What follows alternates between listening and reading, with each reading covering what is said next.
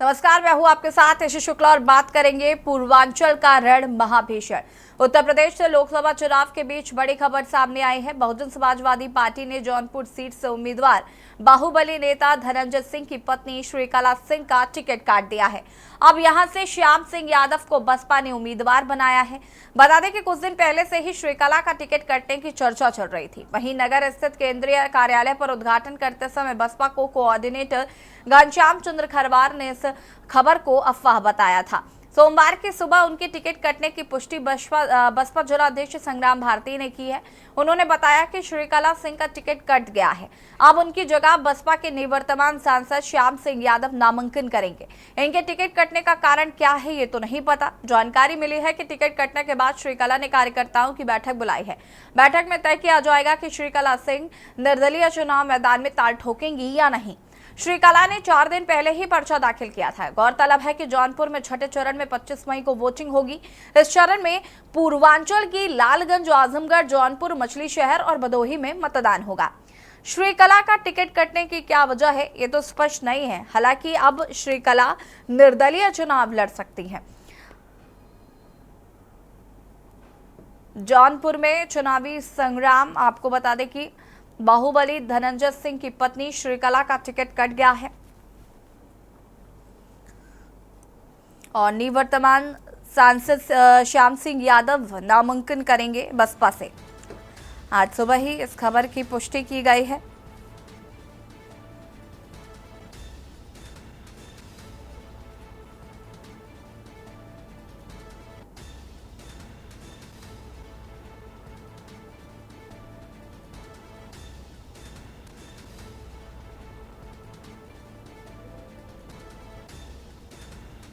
Bahujan Samaj party ने अपना प्रत्याशी बदला।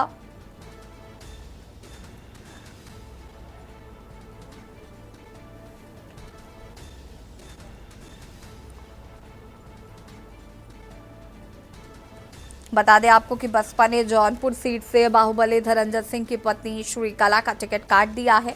हाल ही में जेल से बाहर आकर धनंजय सिंह ने पत्नी श्रीकला को चुनाव लड़ने और जीतने के लिए शुभकामनाएं भी दी थी।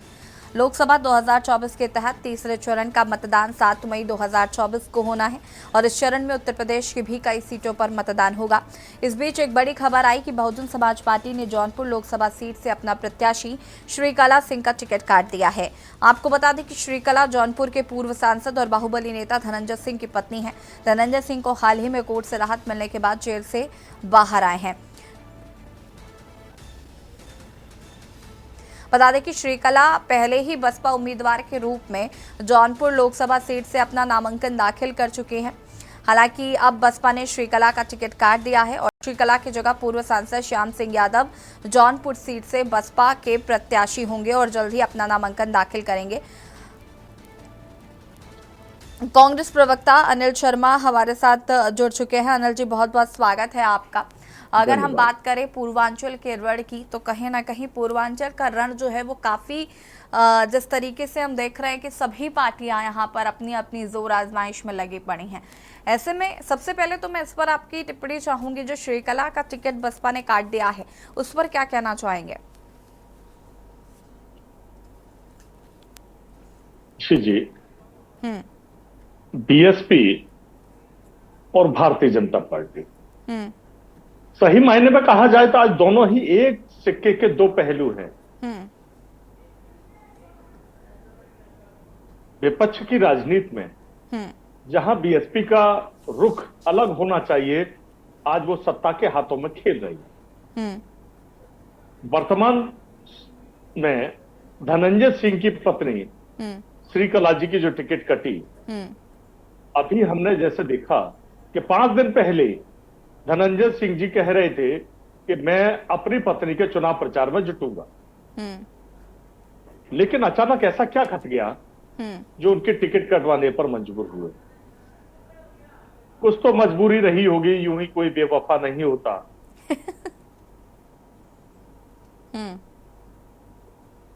अपनी ही पत्नी की टिकट कटवाने के लिए अगर इन्होंने कहा है तो बहुत बड़ी मजबूरी कोई रही होगी। बीएसपी बीजेपी के दबाव में है और यही वजह है कि बीएसपी जहां जहां भी प्रत्याशी उतार रही है वो इस प्रकार के प्रत्याशी उतार रही है जो केवल वोट कटवा का काम करेंगे, विपक्ष को कमजोर करने के लिए, इंडिया गठबंधन को कमजोर करने के लिए प्रयासरत है और बीजेपी को फायदा तो पहुंचाने ये के लिए मानते कहीं हैं भी कि किसी भी चीज बसपा पर कहीं ना जी कहीं गठबंधन को कमजोर करने में एक भूमिका निभा रही है? सब लोग ज्वाइन जी बिल्कुल स्पष्ट है बिल्कुल। ये तो तभी स्पष्ट हो गया था, पहले हाँ फिर ना, फिर हाँ फिर ना। मैंने पहले कहा कुछ तो मजबूरियां रही होंगी, यूं ही कोई बेवफा नहीं होता। बीएसपी जहां इंडिया गठबंधन के साथ आना चाहती थी, फिर अचानक से एकदम से पलटा मार गई और आज जगह जहां भी प्रत्याशी उतार रही है, किसी भी सीट पर देख लीजिए, उनका आकलन करा लीजिए। नहीं अनिल जी, अगर हम बसपा की बात करें तो बसपा ने पहले कहा था, पहले तो बहुत स्पष्ट कह दिया था कि हम गठबंधन का हिस्सा नहीं बनेंगे। उसके बाद फिर थोड़ा सा मन बनाया उन्होंने, शायद भतीजे की तरफ उनका लगाव थोड़ा दिखने लगा, लेकिन फिर वापस उनको लगा होगा कुछ, तो उन्होंने फिर वापस अपने हाथ खींच लिए। तो ऐसे समीकरण थे, ऐसा नहीं था कि वो सीधे गठबंधन का हिस्सा बन रही थी और फिर बाद में नहीं बनी।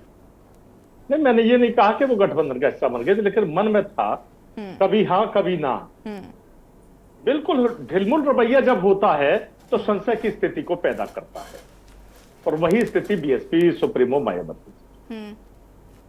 और आज किसी भी क्षेत्र में देख लीजिए, जहां भी ये लोकसभा के प्रत्याशी बीएसपी के हैं, तो केवल वोट कटवा के काम करने के अलावा दूसरा काम नहीं। चलिए ठीक है, डॉक्टर प्रियंका मौर्य हमारे साथ जुड़ चुके हैं, बीजेपी प्रवक्ता हैं। बहुत बहुत स्वागत है प्रियंका जी आपका। और क्या कुछ कहना चाहती है? जैसे कि अभी यहाँ पर अनिल शर्मा जी कह रहे थे कि बसपा जो है वो वोट काटने के लिए कहीं ना कहीं चुनाव लड़ रही है, वो गठबंधन को हराने के लिए चुनाव लड़ रही है। और जैसा कि वो ये कह रहे हैं कि हमें बसपा जो उस तरीके के कैंडिडेट्स उतार रही है जो जिताऊ कैंडिडेट्स नहीं है, सिर्फ वोट काटने के लिए बने हुए हैं। सहमत है इस बात से? हंसी आ रही है पहले तो मुझे। ये बोल कौन रहा है? कांग्रेस। उत्तर प्रदेश में जिसको 80 में से 0 सीटें मिलने वाली हैं, वो बोल रहा है वोट कटवा बसपा को। तो कुछ समझ नहीं आता। मैं सच बताऊं आपको, तो सबसे पहली बात तो कांग्रेस पार्टी के लिए ये सब जानते हैं कि रायबरेली और अमेठी के अलावा 80 में से इन 2 सीटों के अलावा और किसी सीट को ये अपना मानते नहीं, पहली चीज। और अमेठी से कैसे भाग खड़े हुए इनके पार्टी के नेता राहुल गांधी जी, ये सबने देखा। दूसरी बात ये कि ये हार जो इनकी हो रही है, इनको जो दिख रही है ना, उससे अभी ये 2 चरण के जो अभी मतदान हुए हैं, उससे इन लोगों को ये समझ में आ गया है कि इन लोगों का जो इंडिया गठबंधन है वो किस जगह पे खड़ा है। वो हार है जिससे ये परेशान है और जिससे ये स्ट्रेस में है, इसीलिए कुछ भी ये बयान दे रहे हैं। और सीधी से तो बात मैं ये बता दूं इनके बारे में कि अगर ये समाजवादी पार्टी बोले तो थोड़ा समझ में भी आए, लेकिन कांग्रेस पार्टी बोलेगी तो ऑब्वियसली ये हंसी का ही विषय है, क्योंकि ये पहले से ही अपनी हार मान चुके हैं। और उत्तर प्रदेश में तो ये लड़ाई लड़ी नहीं रहे। इनके नेता तो वैसे भी चुनाव के समय में जगते हैं। और इस बार पहली बार 1993 से पहली बार विपक्ष इतना कमजोर पड़ा है। और इस बार तो चुनाव के प्रचार के लिए भी ये लोग कितना बाहर निकले हैं, ये सबने देखा है। तो ये इस बार तो चुनाव में भी इनफैक्ट एक्टिव नहीं हुए हैं। जो कभी अपने क्षेत्र में 5 साल अपनी जनता का सुख दुख लेने ना जाए, वो बात करता है इतनी बड़ी बड़ी, तो हंसी का विषय है। ठीक है, वापस आते हैं आपके पास। प्रबोध गोस्वामी जी हमारे साथ जुड़ चुके हैं, वरिष्ठ पत्रकार है। प्रबोध जी, आपका भी बहुत बहुत स्वागत है। और क्या कुछ कहना चाहते हैं इस बार? अगर हम पूर्वांचल की राजनीति को समझने की कोशिश करें तो जिस तरीके से बसपा, ये एक तरफ ये भी कहा जा रहा है कि श्रीकला का जो टिकट था उसे वापस कराया है खुद धनंजय सिंह ने, और जो कि खुद प्रचार में शामिल होने जा रहे थे, जैसी अफवाहें मिल रही हैं। और साथ ही साथ अगर जैसा कि अभी अनिल जी कह रहे थे कि बसपा सिर्फ और सिर्फ वोट काटने का काम कर रही है, इस पर क्या कहना? देखिए, मैं समझता हूँ कि अनिल जी किसी हद तक कोई बात सही कह रहे हैं। जहाँ तक श्रीकला का टिकट बदलने का सवाल है, तो अभी यही चर्चा आई, आज अखबार में भी है कि धनंजय सिंह अमित शाह से मिलने बेंगलोर या शायद जगह के स्थान का मैं कर रहा हूँ, वहाँ मिलने गए उनसे, और उसके बाद ये डिसीजन हुआ।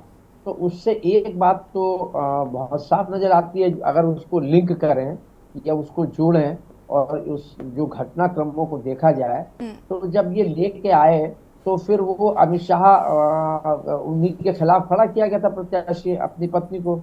या वो बनी थी, बीएसपी ने बनाया था। तो फिर धनंजय सिंह अमित शाह से मिलने गए। अमित शाह से फिर मिल, जब ये बसपा में हैं, और तो अमित शाह से मिलने का क्या मतलब था, और वहां जाके मिलने का, इतनी दूर जाके मिलने का क्या मतलब था। तो निश्चित रूप से बसपा ने सोचा होगा कि अब इसको दो ही चीज हो सकती है मेरी नजर में, कि या तो बसपा ने ये सोचा कि ये अमित शाह से मिल रहे हैं, तो ऐसी स्थिति में अब ये हमारे साथ नहीं है।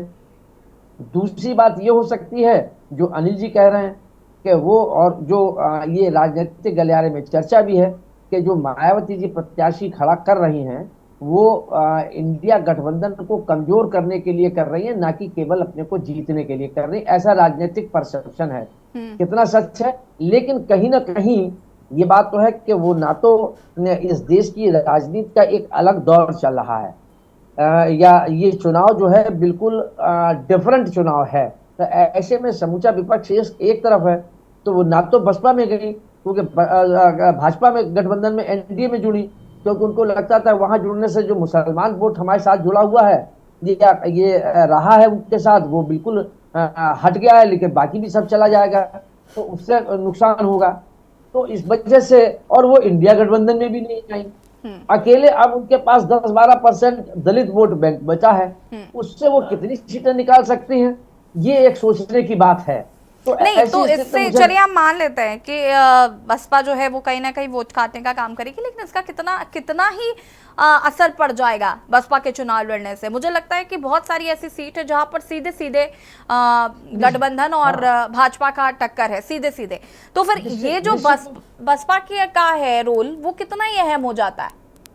देखिए, ये बात, इससे एक बात तो साफ है, अगर ऐसा है तो ये बात तो स्पष्ट है कि भारतीय जनता पार्टी खुद जीतने के लिए नहीं, इंडिया गठबंधन को हराने के लिए लड़ रही है, और परोक्ष या अपरोक्ष में कहीं भाजपा के बी टीम के रूप में काम कर रही है।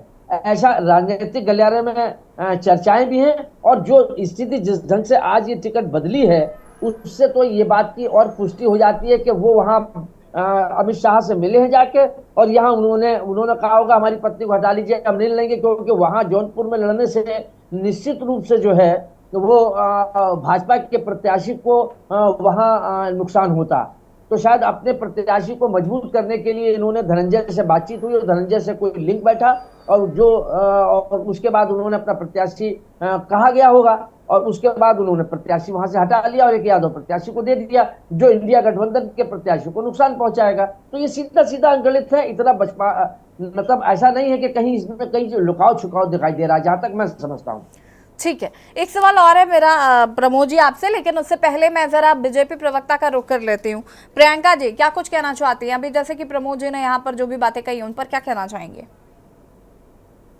यशी जी देखिए, एक चीज तो मैं साफ कहना चाहूंगी कि जो ये विपक्ष है, इंडी गठबंधन है, इनको तो अपना काम दिखा करके वोट ले लेना चाहिए ना। इतने सालों से उत्तर प्रदेश में समाजवादी ने राज किया, और आज इतना भय क्यों? कि नहीं प्रियंका जी, ये तो बहुत अजीब बात करी आपने। नहीं, अभी आपने बहुत अजीब बात करी, और अजीब बात इसलिए करी, सुन लीजिए प्रियंका जी, आप 10 साल से सत्ता पर हैं, सत्ता पर काबिज हैं, अब आपका काम इंपॉर्टेंट है, क्योंकि उनका काम देखने के बाद ही आपको 2 बार सत्ता दी गई है। तो जाहिर है कि वो अपने काम से तो वोट नहीं मांगने वाले, काम से वोट नहीं मांगेंगे। 70 साल इन्होंने राज किया है, कांग्रेस पार्टी ने अपना काम दिखाए ना, अपना काम ये बोले। भारतीय जनता पार्टी तो अपना काम दिखा करके कह रही है कि भाई हमने काम किया है, और काम पे, विकास पे वोट दो। ये भी कहें कि भाई हमने पिछले इतने सालों में हमने राज किया और इतना काम किया, इसलिए हमें वोट दो। किसका किसके साथ गठबंधन होता है, कौन कैसा प्रत्याशी उठाता है, उससे देखिए मेरा कुछ ये नहीं है, मैं इस पे नहीं कुछ कहना चाहती हूँ। मैं बस सीधा सा, मेरा ये कहने का मतलब है कि हमें किसी चीज का डर नहीं है, क्योंकि हमने कार्य किया है, और कार्य के बेस पे हम जनता के बीच में जा रहे हैं, जनता से वोट की अपील कर रहे हैं, और जनता का ये मत होगा, क्योंकि जनता बहुत समझदार है, और जनता ये समझ करके वोट देगी कि कौन हमारे लिए आगे विकास करता रहेगा, हम उसको वोट करेंगे। जनता को इससे मतलब नहीं है कि कौन क्या कर रहा है, कौन नहीं कर रहा है, उनको बस विकास से मतलब है। जो प्रत्याशी उनके लिए विकास करेगा, उनको वो वोट करेगी। तो मैं वही तो कह रही हूँ कि विपक्ष भी काम पे वोट मांगे, भारतीय जनता पार्टी अपने काम के रिपोर्ट कार्ड पे वोट मांग रही है। इनके पास तो मुंह ही नहीं है, जब काम करेंगे तब तो, और 5 साल में कभी जब शक्ल दिखाने जाएंगे अपनी जनता के बीच में, तब तो जनता वोट करेगी। अब देखिए आजमगढ़ की अगर हम बात कर लें तो आजमगढ़ में निरहुआ ने 8,679 वोट से उपचुनाव में जीत हासिल करी। धर्मेंद्र यादव जी फिर से वहां पे दावा कर रहे हैं। आप बताओ ना, उपचुनाव 1.5 साल बीत गए, कभी वो आजमगढ़ की जनता के पास गए? 5-5 साल बीत जाता है, ये लोग जनता के पास जाते नहीं। क्या धर्मेंद्र यादव जी वहां के निवासी हैं? वो कभी वहां झांकने नहीं जाएंगे, और एकदम से चुनाव के बीच में जब उनको प्रत्याशी उतार दिया जाएगा तब वो वहां जाते हैं। और उन्होंने कहा कि जो उपचुनाव में निरहुआ की जीत हुई थी वो एक्सीडेंटल जीत थी। एक्सीडेंटल जीत का क्या मतलब होता है? कहीं फिर से नहीं एक्सीडेंटल के साथ हो जाए और ये हार जाए? आप बताओ, एक्सीडेंटल जीत अगर वो कह रहे हैं कि एक्सीडेंटल जीत निरहुआ जी की हुई, तो फिर से ना इनके साथ एक्सीडेंट हो जाए, दोबारा ना हार जाए आजमगढ़ से। और मैं आपको बता दूं, कन्नौज से अखिलेश जी और आजमगढ़ से फिर से जब धर्मेंद्र जी हारेंगे, तब इन लोगों को समझ में आएगा कि सिर्फ परिवार के नाम पे इन्हीं का परिवार यादव में नहीं है, इनके अलावा भी ये जो पूरे परिवार कमेटी की जो ये बात करते हैं, पीडीए की जो बात करते हैं, तो उसके अलावा और भी बहुत सारे यादव हैं जिनको ये आगे ले आ सकते हैं। सिर्फ परिवार के आदमी को क्यों? तो इस बार का जो चुनाव है कन्नौज का और आजमगढ़ का, वो ही बता देगा कि परिवार कितना लोग पसंद कर रहे हैं और कितना विकास और काम को पसंद कर रहे हैं। ठीक, अनिल शर्मा जी, वैसे तो प्रियंका जी को जवाब दिया मैंने, लेकिन फिर भी मैं आपसे ये सवाल पूछ रही हूँ कि अपने काम के नाम पर वोट मांग लीजिए। हालांकि जनता जवाब आपको दे चुकी है, जाहिर है कि 10 साल इसी वजह से बीजेपी सत्ता में रही, और अब आपके पास क्या है जनता के पास ले जाने के लिए? याशी जी, 10 साल बीजेपी कैसे सत्ता में रही ये सभी जानते हैं। कितना झूठ इन लोगों ने बोला। पहले आए बहुत हुई महंगाई की मार, अब की बार भाजपा सरकार, महंगाई चरम पर पहुंच गई। फिर आए 2019 में 75 साल 75 वायदों के साथ। 75 वायदों में से कितने वायदों पर खरी उतरी? 2 करोड़ रोजगार प्रति वर्ष, किसानों की आय दोगुनी, नौजवानों के साथ छल किया, महिलाओं की सुरक्षा की बात करते हैं, महिलाओं के साथ किस प्रकार के अत्याचार हुए। अभी बीजेपी प्रवक्ता हमारे मौर्य साहेब कह रही थी कि 80 में से कांग्रेस को 0 सीटें मिलने वाली। बहुत अच्छा, बहुत बहुत शुक्रिया आपका भविष्य वक्ता के रूप में। लेकिन मैं आपको बता दूं, बीजेपी के प्रत्याशी गांव देहातों में घुस नहीं पा रहे हैं, ये भी आपको मालूम होना चाहिए। आपके प्रत्याशी राहुल गांधी जी कहाँ घुस गए 5 साल? नहीं, मैंने आपके बीच में नहीं, सुनिए मौर्य साहिबा, पहले सुन लीजिए, मैं आपके बीच में नहीं बोला, ध्यान रखिए, सुनिए पूरी बात। गांधी जी कितनी बार उत्तर प्रदेश आए? आप बताइए, सोनिया गांधी जी कितनी बार लीजिए। उत्तर प्रदेश आए? प्रियंका जी, आप शायद उनकी बातों को अलग कंटेक्स्ट में ले जा रही हैं। एक सेकेंड, रुकिए। प्रियंका जी, उनका ये कहना है कि आपके प्रत्याशी जब वोट मांगने जा रहे हैं तो उनको विरोध का सामना करना पड़ रहा है। इन्होंने बोला तो मैं उसका जवाब दे रही हूँ। तो वो विरोध का सामना करना इज डिफरेंट थिंग, और राहुल गांधी का ना ही आना इज डिफरेंट थिंग। दोनों बातें अलग हैं। आपने जितने भी सवाल जवाब किए ना, सुनिए धैर्य से सुनिए। अमेठी से भाग खड़े हुए राहुल गांधी। भाई एक बात बताइए, बड़ोदरा से आपके नरेंद्र मोदी जी क्यों भागे? क्या वहां से हार का डर था जो बनारस आके शरण लेनी पड़ी? किसी और क्षेत्र से चुनाव नहीं लड़ सकते थे क्या? कहते हैं कि बीजेपी कांग्रेसी पहले से हार मान चुके हैं। कांग्रेसी कभी हार नहीं माने हैं। जब नहीं डरे थे गोरों से, तो अब नहीं डरेंगे चोरों से। 70 साल सबसे पहले तो गणित के प्रवक्ता को ये मालूम होना चाहिए कांग्रेस ने कितने साल उस राज्य में कितने साल राज किया, उसका आंकलन। प्रमोद जी को म्यूट करिए प्लीज। 70 साल का गणित अगर गुनगुनाते हैं, उस गणित में यह ध्यान रखिएगा कि मोरारजी देसाई की भी सरकार उस वक्त उसी 70 साल के अंतराल में थी, अटल बिहारी वाजपेयी जी की भी सरकार उसी 70 साल के अंतराल में थी, और अन्य दलों की सरकारें भी उन्हीं 70 साल के कार्यकाल में थी। तो क्या आप ये स्वीकार करते हैं कि अटल बिहारी वाजपेयी और मोरारजी देसाई जी की जो सरकार थी वो कांग्रेस की सरकार थी? दूसरी बात, ये कहते हैं कि कांग्रेस का कहीं व्यवस्था नहीं है। मैं आपको बता दूं, आगरा के फतेहपुर सीकरी लोकसभा क्षेत्र में बीजेपी के प्रत्याशियों को गांव देहातों में घुसने तक नहीं दिया जा रहा। हेमा मालिनी कितनी बार मथुरा के क्षेत्र में आई, कितना बड़ा विरोध है। वहां कांग्रेस ने एक बहुत मजदूर परिवार के बेटे को, एक गरीब मां के बेटे को, मुकेश धनगर को मैदान में उतारा। चारों तरफ उसको जो प्यार मिला कि जनता के बीच में रहने वाला व्यक्ति है, अब की बार गरीब मां के बेटे को जिताना है। इधर एक फौजी को रामनाथ सिकरवार को उतारा, जहां उसके पीछे हुजूम निकलता है। खुद इनके बीजेपी के विधायक के बेटे इनकी पार्टी के प्रत्याशी के विरोध में मैदान में है। ये कहते हैं कि इनका परचम। अब ये बात करते हैं जौनपुर की, क्योंकि आज की डिबेट में मुख्य जौनपुर पर बीजेपी ने किसको उतारा? कृपाशंकर सिंह, महाराष्ट्र नेता।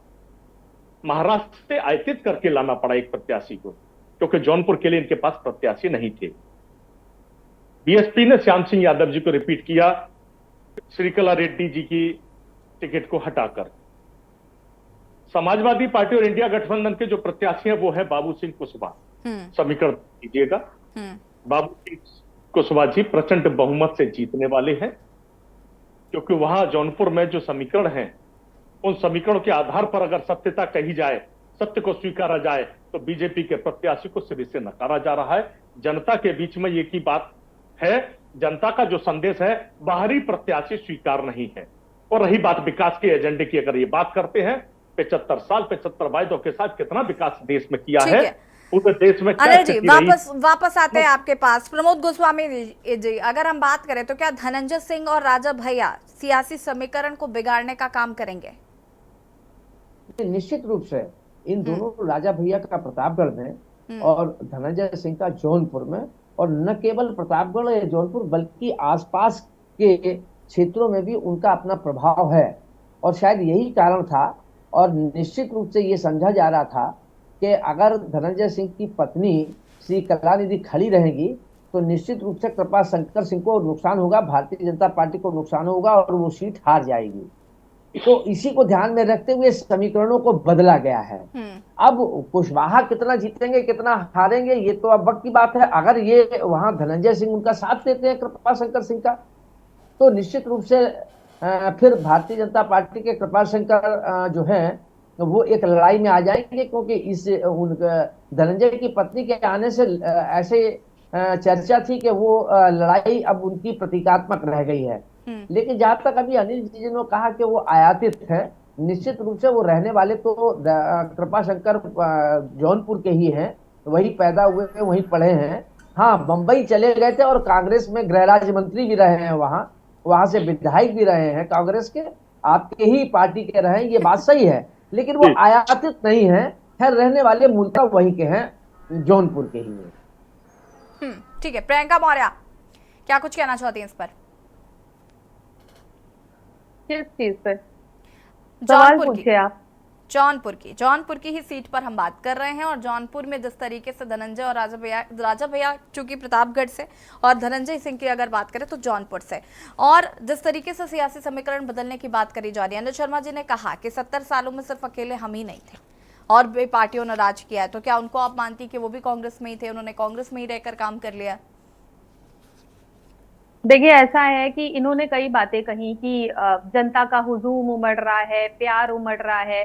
तो हुजूम और प्यार ये कैसे रैलियों में ले आते हैं ये जाने, क्योंकि वोटों में तो परिवर्तित वो होता नहीं, इसीलिए इनको विधानसभा में 2 सीट मिली, लोकसभा में भी समझ में आ जाएगा। और बाहरी प्रत्याशी की बात कर रहे हैं ये, मैं तो पूछ रही हूँ ना कि ये बताएं ना कि इनके कौन से ऐसे प्रत्याशी हैं। राहुल गांधी जी कितनी बार आ रहे हैं देखने के लिए अपनी जनता को, सोनिया गांधी जी रायबरेली कितनी बार आ गई, अमेठी से वो क्यों भाग खड़े हुए? तो इन लोगों का ये इन चीजों का जवाब नहीं दे पाएंगे। जवाब तो आपको ये भी देना पड़ेगा ना कि आपके प्रत्याशियों का विरोध क्यों हो रहा है जगह जगह पर? कार्य कर रही है। और क्या चीज? आपके प्रत्याशियों का जगह जगह पर विरोध क्यों हो रहा है? साध्वी निरंजन ज्योति, मैं नाम ले रही हूँ, साध्वी निरंजन ज्योति जी का कल ही विरोध हुआ है, कल ही, ये लेटेस्ट बात बता रही हूँ मैं आपको। नहीं, देखिए ऐसा कुछ नहीं है कि हर जगह पे विरोध हो रहा है। कल वो जनसंपर्क करने गई थी, जमकर विरोध हुआ। मुझे कल वाली घटना के बारे में पता नहीं है जो आप बता रही हैं, इसके बारे में मुझे सूचना नहीं है। लेकिन मैं आपको बता दूं कि जहां जहां भारतीय जनता के प्रत्याशी जा रहे हैं वहां उनको प्यार और समर्थन मिल रहा है, और वो आप सबको दिखेगा भी इस बार फिर से। तीसरी बार जब मोदी की सरकार बनेगी, 400 पार बनेगी, तब इन लोगों को समझ में आएगा। और फिर यही लोग जो आज बहुत बड़ी बड़ी बातें कर रहे हैं, कल बैठ करके ईवीएम का रोना रोएंगे। तो मैं आपको बता दूं कि सीधी सी बात है, भारतीय जनता पार्टी विकास पे काम करती है और काम पे वोट मांगती है, और इसी पे जनता उनको स्नेह और प्यार दे रही है। और आने वाला समय जो होगा उसमें फिर से तीसरी बार मोदी जी की सरकार बनने वाली है। ठीक है, आप सभी का बहुत बहुत शुक्रिया चर्चा में शामिल होने के लिए। और हम बात कर रहे थे जौनपुर की सीट की, जिस तरीके से श्रीकला का टिकट कटा है, तो कहीं ना कहीं धनंजय सिंह और राजा भैया क्या सियासी समीकरण बिगाड़ेंगे ये तो देखना होगा। फिलहाल खास पेशकश में तही देखते रहिए खेल न्यूज़ इंडिया। नमस्कार। आप देख रहे हैं की न्यूज, खबरों का सारथी।